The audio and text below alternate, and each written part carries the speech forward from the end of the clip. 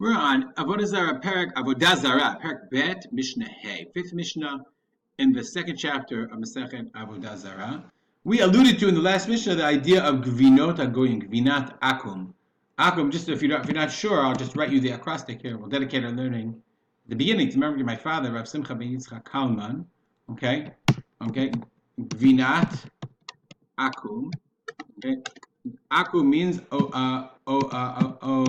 Ovdei Kochavim Umazalot. Okay? Ovdei Kochavim Umazalot. Okay, you can see Akum, Ovdei Kochavim, idolaters, people who worship idols, and Mazalot, and constellations. That's Akum. So that's what Gvinat Akum. So Gvinat Akum is cheese of the Goyim, cheese of the non-Jews. Okay, and Chazal prohibited it. So our Mishnah is going to talk about this idea of Gvinot Akum, why it was prohibited. And it raises a number of very different issues, very interesting issues. Amar Rabbi Yehuda. Said Rabbi Yehuda, Sha'al Rabbi Yishmael et Rabbi Yoshua. So there's a third person, Rabbi Yehuda is telling a story where Rabbi Yishmael asked the question of Rabbi Yehoshua, when they're walking on the way. Very, very fascinating, like why I need to know the information about where they were when he's having this conversation. So it's not in the Beit Midrash, it's an external conversation. Amar lo. He said to me,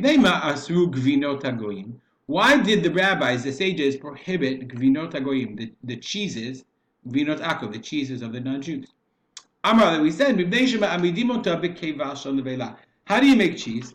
The main way cheese is you have to take the rennet they took from the lining of a stomach, okay, and you place it in the milk, and it causes some kind of enzymic, there's an enzyme in the rennet that causes a reaction, that causes the cheese to congeal in whatever way it does. That's how you make cheese. So how do they do it? They did it with a keva, with the stomach line, the stomach of an nevela, of an animal that was not slaughtered properly. So therefore, it's a problem. So because it's a kevash nevela, that makes the cheese treif. And it's called davar ma'amid.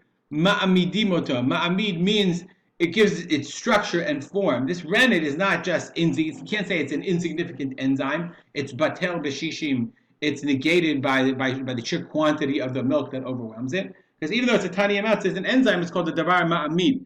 Since it gives form, it plays a primary role in the formation of the cheese.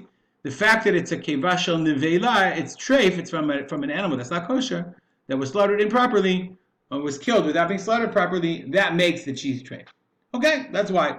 Amar lo, so he said to him, halo kevat olah, chamura mi kevat nevela. Let's say you took an animal that's an olah, a korban that's korban olah. So what they would do is, of course, when you have a korban olah, a burnt offering, before they would slaughter the animal, take the blood, pour it on the mizbeach, and before they burnt the animal, they would skin it and also degut it. Okay, so what do you do with the guts, the keva, the stomach lining of the olah? So he says a kevat olah, the olah is chamur mi kevat nevela, right? If you have a kevat nevela, you have a stomach lining of a nevela, the stomach of a nevela, that's asur. Yeah, of course, it's a nevela. But if it's olah, then it's kodshim, then you can't eat that, you can't touch that. But v'amru, the sages said, kohen sheda'ato yafeh, a kohen whose knowledge is sound, meaning who's not queasy. Sorfa chaya, read the Bar Tanura. Sorfa chaya. He doesn't say what it means. The Rashi says sorfa. The Kahati says gom'a umotasa. You suck on it. I don't know. That sounds gross to me. But they would apparently, if they weren't queasy, they would suck on the stomach lining. They felt it was healthy, or it was good for you, or what have you. Okay. So therefore, sorfa chaya. V'lo hodulo. They didn't agree. Meaning, okay. Okay, so he says, they didn't agree that kohen shedato for yafeh sorfa chaya. Meaning, we're talking about the stomach lining of a behema, of a korban olah. So the Gemara, the Mishnah says, as an aside, they didn't agree with him, but they didn't agree with Rabbi Yishmael. Okay, but they did say, "Einen, you can't suck on it." But v'lo mo'alim, if you do, it's not considered me'ilah. Why? Because Bar Tanura calls this this pirsha be'almahi. Pirsha means it's not considered a useful piece of meat. Here, the Jastro, he calls it a secretion. It's a pirsha be'alma. It's just a secretion of the enzymes. You're not actually eating it. You're sucking on it. Sounds disgusting to me, but whatever. They say, there's no me'ila. Nonetheless, so we're back to, if you can eat, if the keva of an olah is kosher, quote unquote, then keva, what's the problem with the keva shana? What's the problem? Now the Bar Tzunura says something very interesting, because what about the milk? We're going to see there's a problem with non-Jewish milk. So he says, Mishum chalav shebehemat tmeya, maybe they use like pig milk or I don't know, lion milk. Lecha lemechash. You don't have to worry about that. The Kimlan, the sages established a principle, the chalev behemat tmeya eno nikva, that the milk of a behemat tmeya, of an unkosher animal, behemat tmeya eno nikva, doesn't congeal in the proper way. I don't know, food scientists will tell me if you can make cheese out of, who knows, pig milk. Anyway. Chazar Amalot says, okay, you don't like that reason. Amarlo mipnei shema'amidim ota bekevat egle Avodah Zarah. It's because they're using it for Avodah Zarah. They're using the keva, the stomach lining of the calves of Avodah Zarah. So therefore, we have to assume that the cheese was a byproduct of idolatry. Amarlo ibkein lamalo asura b'hana'ah. If that's true, then if it's real Avodah Zarah, then it should be prohibited not just in eating, but it's not. It should be prohibited in hana'ah, benefit. You can't sell it. You can't profit from it at all. And the Chazal didn't say that. They said, Asu gvinot goyim. Said you can't eat gvinot goyim. So in the middle of talking, remember we're talking, Rabbi Shmuel is asking Rabbi Yeshua a question. So Rabbi Yeshua he says, I want to ask you a different question. Unrelated question. Amar li Yishmael, my brother Yishmael. How do you read the following pasuk? Ki tovim dodecha miyayin.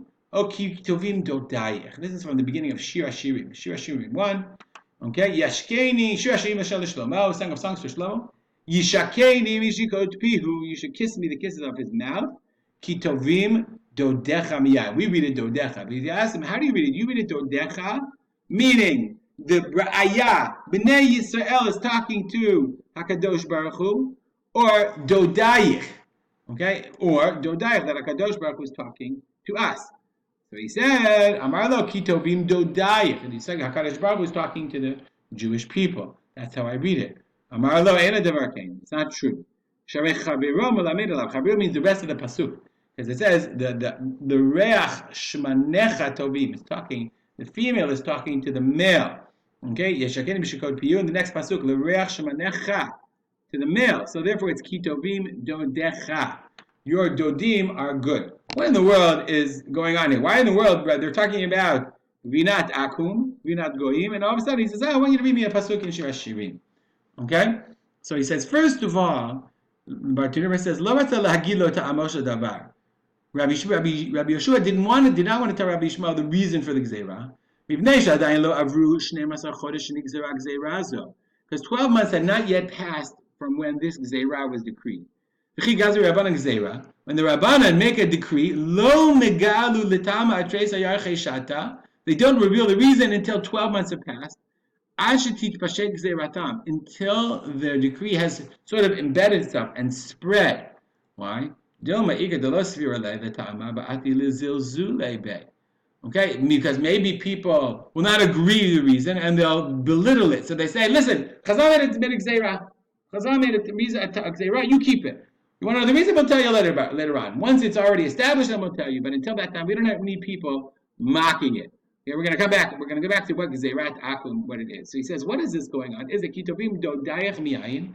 HaKadosh Baruch Hu says to Knesset Yisrael. He says, no, it's not God talking to the Jewish people. Rather, it's Knesset Yisrael. Amra Lifnei HaKadosh Baruch Hu. Arevim Alai Divrei Dodecha.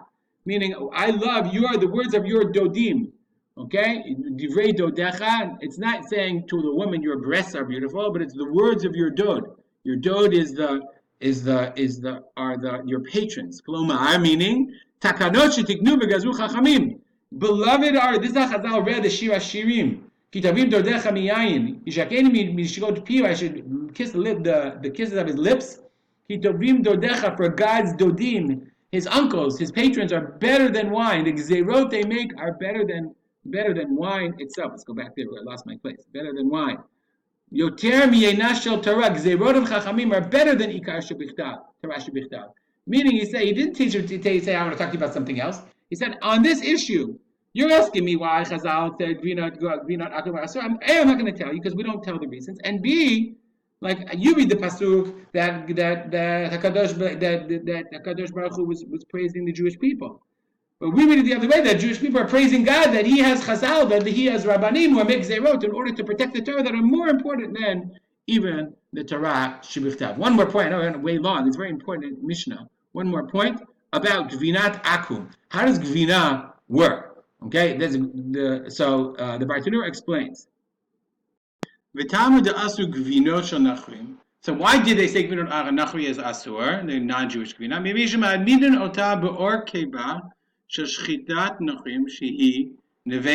Because they make it with the rennet of Shchitat Nachrim, of non-Jewish slaughter, which is an Nevela. So he said, what's the problem? Even though it's a minor, it's a small amount vis-a-vis all of the milk, I mean the milk should overwhelm, it should be batel. We learned since it's something that gives the cheese form, and you'd use it, it's important, lo batel. You don't apply the rules of bitul, of nullification. Because